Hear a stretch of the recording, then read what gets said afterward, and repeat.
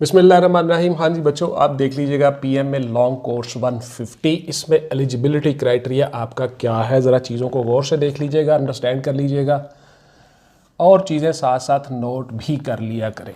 तो सबसे पहले आपकी एजुकेशन है जी, आपकी एजुकेशन इंटरमीडिएट लेवल है, एफए, एफएससी, आईसीएस, डीएई और इसके साथ साथ डिप्लोमा इन इलेक्ट्रिक इंजीनियरिंग या आपने केमिकल इंजीनियरिंग में किया हुआ है कुछ भी, और आपके जितने भी ह्यूमैनिटीज़ के जितने सब्जेक्ट्स हैं वो सारे के सारे भी इसमें आ जाएंगे। तो उसके साथ ही आपकी उसके बाद आपकी जो आई साइट है, आई साइट आपकी नज़र 6x6 with are without glasses है। अब ये कितनी कम हो सकती है, मिनिमम कितनी कम है, ये आपको डॉक्टर बता सकते हैं। आप CMH डॉक्टर से रब्ता कर सकते हैं, वो आपको इन चीज़ों के बारे में अच्छी तरह से गाइड कर देंगे। तो उसके बाद जी आपकी जो हाइट है, आपका जो कद है 5 फीट 4 इंच या 162.5 सेंटीमीटर होगा कद आपका।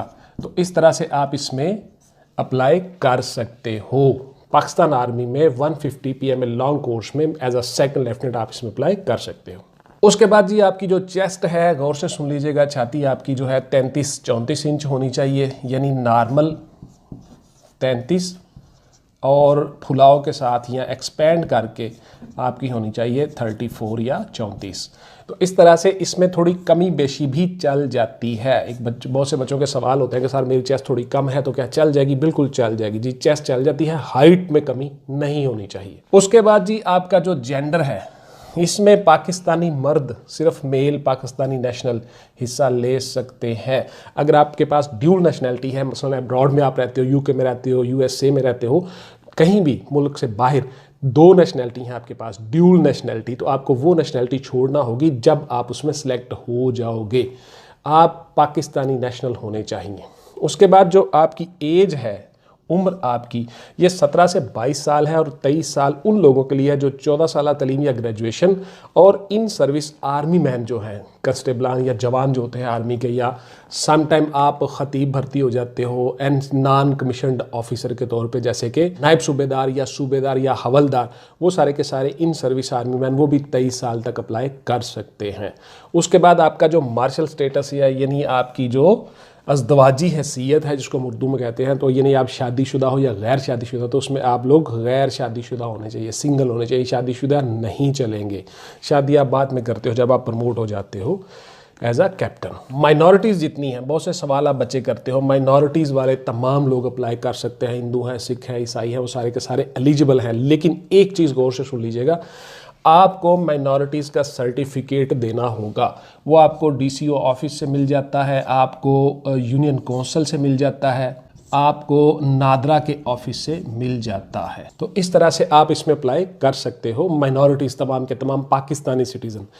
उसके बाद जो आपको पे मिलती है जी, बहुत से बच्चे सवाल करते हैं, तो पे आपको मिलती है 32K से 36K के दरमियान दौरान ट्रेनिंग के दौरान आपको बाकायदा तनख्वाह मिलती है। उसके बाद जी आपने अप्लाई कैसे करना है? आपने अप्लाई करना है ऑनलाइन पाकिस्तान की आप जो वेबसाइट है पाकिस्तान आर्मी की, उसके ऊपर जाके आप अप्लाई करोगे, www.joinpakarmy.gov.pk, इस वेबसाइट के ऊपर आप अप्लाई करोगे।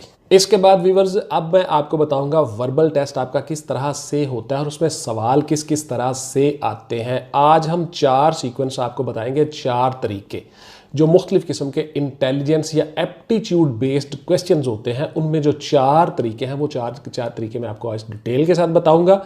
बहुत आसान सवाल होते हैं, छोटे छोटे सवाल होते हैं, सिर्फ और सिर्फ आपने सही वक्त में सही फैसला लेना है और यही मिलिट्री के टेस्ट के मॉड्यूल्स बनाए होते हैं, इसी तरह के कि आप राइट टाइम में राइट डिसीजन लेते हो, दैट्स इट। ये जो 4 मैं आपको चीज़ें बताने जा रहा हूँ, या 4 फार्मूलाज या 4 कुलिये या 4 फार्मूले, इनको ज़रा गौर से देख लीजिएगा, समझ लीजिएगा, अंडरस्टैंड कर लीजिएगा।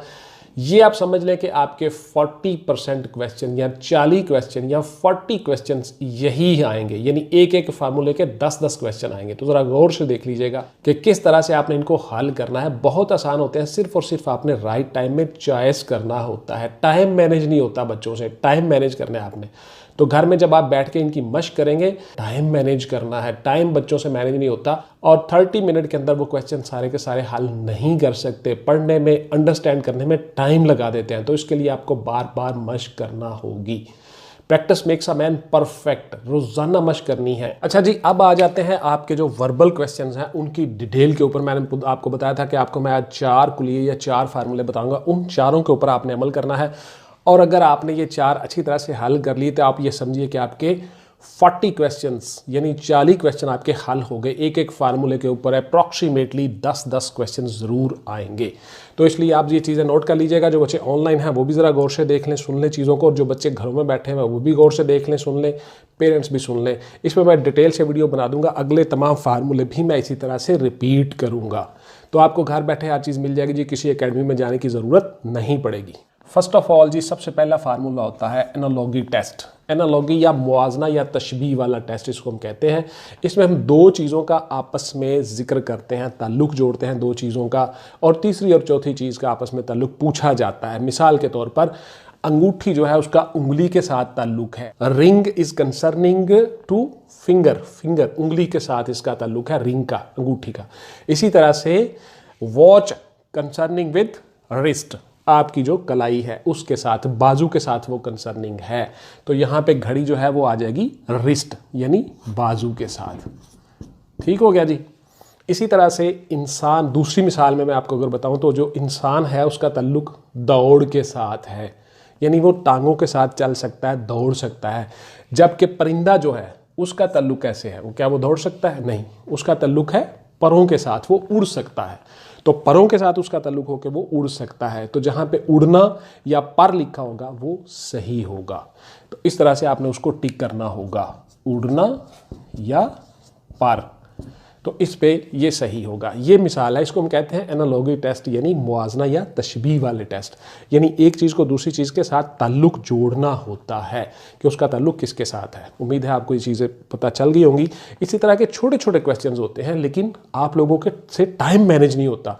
बेसिकली टाइम मैनेज करना होता है कि टाइम हम किस तरह से मैनेज करें, टाइम क्या होना चाहिए, टाइम मैनेज कैसे करना है, वो सारी की सारी चीज़ें आपने नोट कर लेनी है। उसके बाद आते हैं जी आपका जो दूसरा टेस्ट होता है, इसमें रिलेशनशिप या ताल्लुक को जाहिर किया जाता है। आपकी जो एक चीज़ का दूसरी चीज़ के साथ ताल्लुक होता है, रिलेशन होता है, रिश्ता होता है, उसको हम जाहिर करते हैं। मिसाल के तौर पर जैसे कि कलम रोशनाई के साथ है, यानी कलम में अगर स्याही ना हो तो वो कलम किसी काम का नहीं चल सकता। तो कलम जो है, जो पेन जो है, उसका ताल्लुक स्याही के साथ है या रोशनाई के साथ है या इंक के साथ है, यानी कि पेंसिल और pen is concerning with ink. इसी तरह से एक मिसाल दी जाती है सबसे ऊपर, और उसके बाद फिर नीचे क्वेश्चंस होते हैं और उसी सीक्वेंस में आपने चलना होता है। अब मैं आपको मिसाल देता हूँ, मसलन खिलाड़ी, मोची, डॉक्टर, पंखा, वकील, जूते, कॉपी। इसमें किसका किसके साथ ताल्लुक बनता है? तो अब अगर आप गौर करें चीज़ों को देखें तो मोची जो है, यानी कि जूते गाड़ने वाला, जूते सीने वाला हमारा जो मोची होता है, उसका ताल्लुक किसके साथ बनता है? जूते के साथ। बाकी किसी चीज़ का कोई ताल्लुक नहीं बनता। खिलाड़ी अलग है, डॉक्टर अलग है, पंखा अलग है, वकील अलग है, कॉपी अलग है।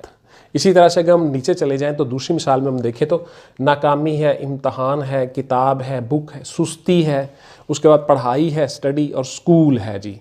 तो इसमें किस चीज़ का किसके साथ ताल्लुक बनता है? अगर आप गौर करें फौरी तौर पे आपके जहन में आ जाएगा कि सुस्ती का ताल्लुक बनता है नाकामी के साथ। तो नाकामी किस लिए होती है? बंदा सुस्त होता है, सुस्त, सही तरह से मेहनत नहीं करता, स्टडी नहीं करता, वर्क नहीं करता, हार्ड वर्क या स्मार्ट वर्क, तो इसलिए वो सुस्ती की वजह से नाकाम हो जाता है। तो इसी तरह से इम्तहान, किताब, पढ़ाई और स्कूल, इनका आपस में ताल्लुक नहीं है। तो इस तरह से आप लोग जो है वो आसानी के साथ मालूम कर सकते हैं कि नाकामी और सुस्ती का आपस में ताल्लुक है, अदरवाइज बाकी सारे सीक्वेंस नहीं है। अच्छा जी, ये सारी की सारी चीज़ें उर्दू में मैं आपको इसलिए बता रहा हूँ कि बहुत से हमारे बच्चे जो हैं, मोर देन 90% जो हमारे बच्चे होते हैं वो उर्दू मीडियम या उर्दू स्कूल में पढ़े होते हैं। तो इसलिए वो सारे के सारे बच्चे यही कहते हैं कि सर उर्दू में हमें बताएं।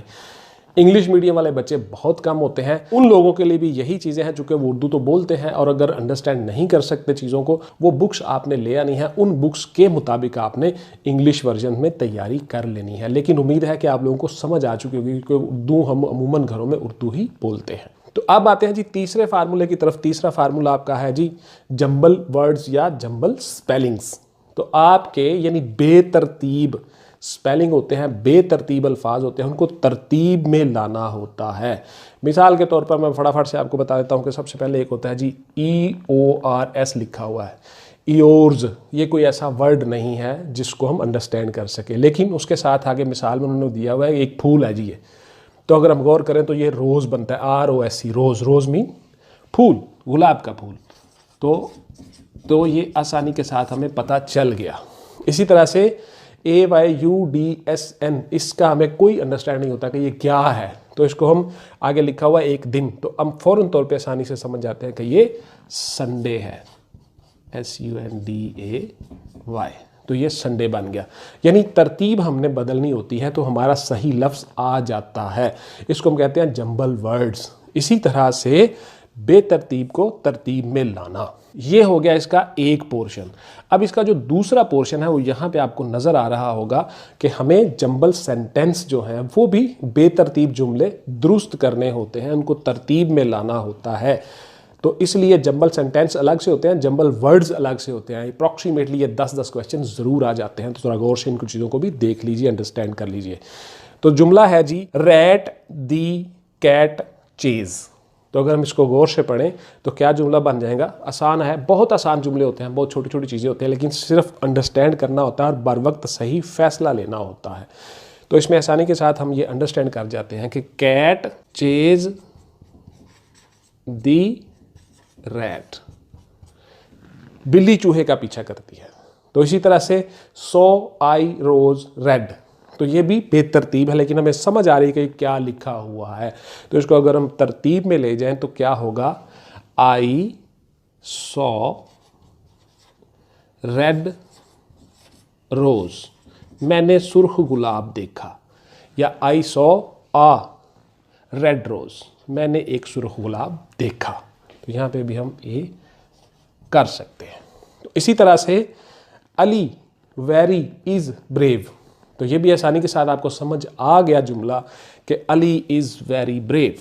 तो इसको हम तरतीब में ले आए, अली इज़ वेरी ब्रेव।